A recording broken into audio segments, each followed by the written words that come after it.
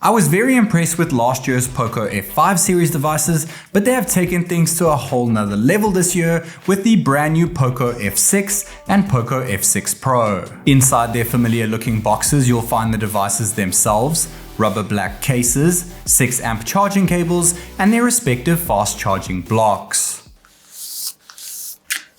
Be sure to check the comment section for exact prices, but Poco have let me know that the price range for the F6 will be around $300 to $400 while the F6 Pro will be around $480 to $650. I'm assuming that ranges from the base to the top end variants. That price is quite in line with previous Poco F series devices, but this time they have gone all out, meaning you're going to be getting some seriously good value for money. The F6 comes in black, green or titanium, which just screams premium, while the F6 Pro comes in black or white and has a bit more of an aggressive look. In my opinion, the regular F6 has a better overall design, especially when it comes to that camera module. The F6 Pro has a camera module that was introduced years ago from Poco and is now starting to look rather outdated. I do, however, like the touch of gold wrapping around each camera lens on the F6 Pro, but I just wish it had the same design as the F6, and I would have loved to have seen the F6 Pro in a titanium color as well. The F6 is thinner with plastic frames as opposed to the aluminum side rails seen on the F6 Pro, and the F6 is lighter too, as it has a plastic back instead of the glass sheet we find on the more premium F6 Pro. However, the regular F6 has better waterproofing as it has an IP64 certification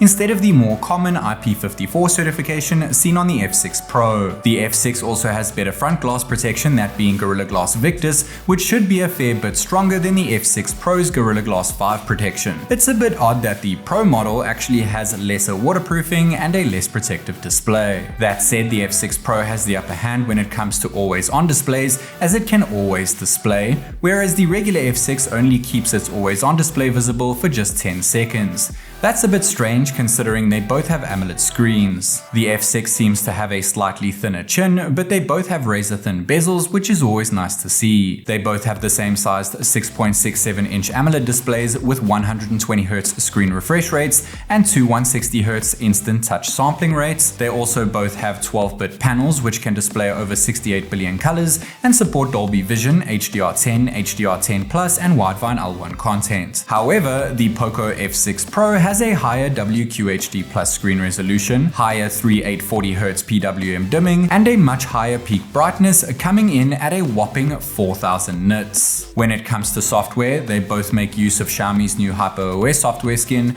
which sits on top of Android 14, and since they are both running global software, of course all of Google's goodies are included. HyperOS looks similar to previous MIUI software, but it has more focus on interconnections between other Xiaomi devices. It's now more optimized and takes up less storage space. Speaking of storage space, neither of them have an option for expandable storage, but the F6 comes with up to 512 gigs of UFS 4.0, and the F6 Pro comes with up to 1 terabyte of the same UFS 4.0 storage. They also both have LPDDR5X RAM modules, but the F6 is limited to 12 gigs of RAM, while the F6 Pro goes all the way up to 16 gigs of RAM. The F6 has a newer Bluetooth 5.4, but the F6 Pro has faster Wi-Fi 7 support. However, they both have the same dual SIM 5G connectivity, they both have an IR blaster, they both have X-axis linear vibration motors, but the F6 Pro's haptic feedback is slightly better. Neither of them have headphone jacks, but they are both kitted with dual stereo speakers with Dolby Atmos support, so let's go ahead and give them a listen.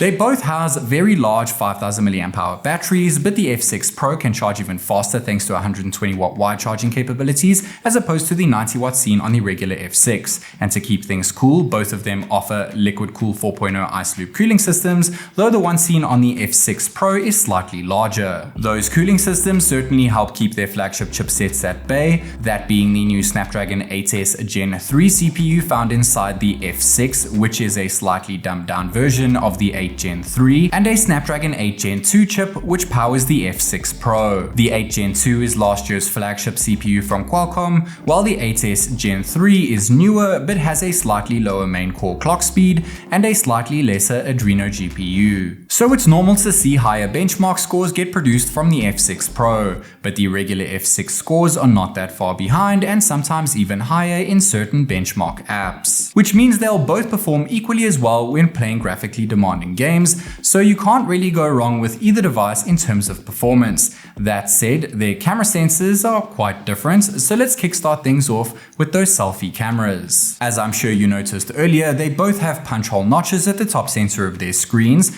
but the F6 Pro has a slightly smaller cutout, and that's most likely since the regular F6 houses a more impressive 20 megapixel selfie camera instead of the same old 16 megapixel selfie snapper we see in the F6 Pro. The F6's selfie cam has a wider focal length and a larger aperture, which means it gets more in the frame and produces a more balanced shot. The regular F6 also offers a cleaner portrait mode pic, but in all honesty, the F6 Pro still takes very pleasing selfies. They're just not quite as polished as the regular F6 snaps, which is odd considering the Pro model should be better. What's up guys, this is TechNick recording a 1080p 30fps selfie video on the two latest Poco flagship devices, that being the F6 and F6 Pro, but unfortunately only the F6 Pro offers bokeh selfie video. The F6 Pro might offer portrait video, but neither of them allow for 4K selfie video, and while they are both silky smooth at 60 FPS, the regular F6 has the upper hand here. That said, the F6 Pro seems to record better selfie video at night with less noise grain, but just like during the day, the regular F6 is significantly better when taking selfie photos at night, and the same can be said when using the flash. Portrait selfies on the F6 at night also look less artificial and makes for a picture-perfect shot when the flash is enabled.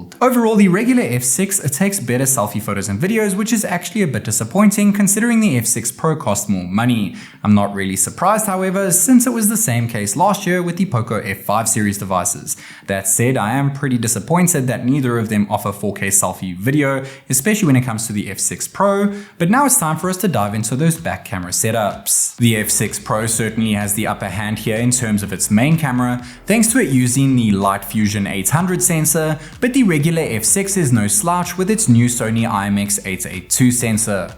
Both are 50 megapixel cameras with optical image stabilization, however the F6 Pro has a wider field of view, while the F6 has a slightly wider aperture. They are both accompanied by the exact same 8 megapixel ultra-wide cameras, but only the F6 Pro has a third camera, that being a 2 megapixel macro sensor, which means that the F6 Pro takes a much better shot when very close up to a subject. Neither ultra-wide cameras take incredible photos, but the F6 Pro came out looking quite a bit better, and the same can be said when taking a snap with their main cameras, leaving the F6 Pro as the clear winner, which is the same case when binning down each shot. You can take native 50 megapixel snaps at a 2x zoom range on both, but the F6 Pro produces a more detailed pic. They both look equally as bad when zooming in by 5x, and the same can be said when using their max 10x zoom ranges. Taking a portrait photo of me has the F6 Pro come out looking a lot better, and this is a good shot to see how much wider the F6 Pro's field of view is. Just like with their selfie cameras, only the F6 Pro has a bokeh video mode option,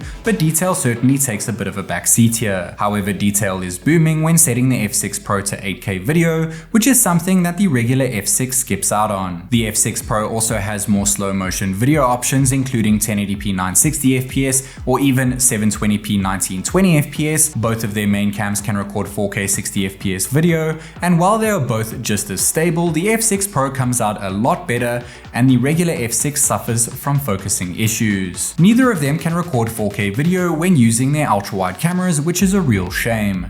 And while the F6 Pro produces more detailed and brighter ultra-wide video, it doesn't really know what to do with the color of the sky. At night, the F6 Pro records brighter ultra-wide video, but it's held back by detail and doesn't quite know how to handle light noise. But when it comes to recording video with the main cam at night, the F6 Pro produces much better video than the regular F6, as it has a night video mode option, packs in loads more detail, and handles light noise significantly better. Unfortunately, both devices suffer from lens flare. Lens flare is not apparent at all when taking nighttime photos using any of their sensors, and once again the F6 Pro takes a much better ultra-wide photo. Using their main cams again has me favoring the F6 Pro, which is the same case when zooming in by 2 times. Unlike during the day, the F6 Pro takes a much better 5 times zoomed shot when compared to the regular F6, and the same can be said when taking a snap at 10 times. The F6 produces a warmer pic of a human subject at night, but the F6 Pro takes a more detailed shot of the subject, which is even more apparent when enabling portrait mode. So when it comes to back camera performance, the F6 Pro no doubt produces the best photos and videos. However, when it comes to selfie camera performance, the regular F6 has the upper hand. They are both identical when it comes to general performance, but the F6 Pro has faster charging, a better display, and better build quality. The regular F6 does, however, boast a better IP certification, better Gorilla Glass protection, and has a better design. But this really shouldn't be the case. Don't get me wrong, the F6 Pro is the better device here, but it really shouldn't have a worse selfie camera, worse IP certification, worse screen protection, and look less appealing. The F6 Pro is the more expensive device here, so in my opinion, it should include everything that the regular F6 packs in, and then some. Either way, these are 2 of the best Poco F-series devices to have ever released, so let me know which one you prefer in the comment section down below. This is TechNick, and I'll catch you in the next one.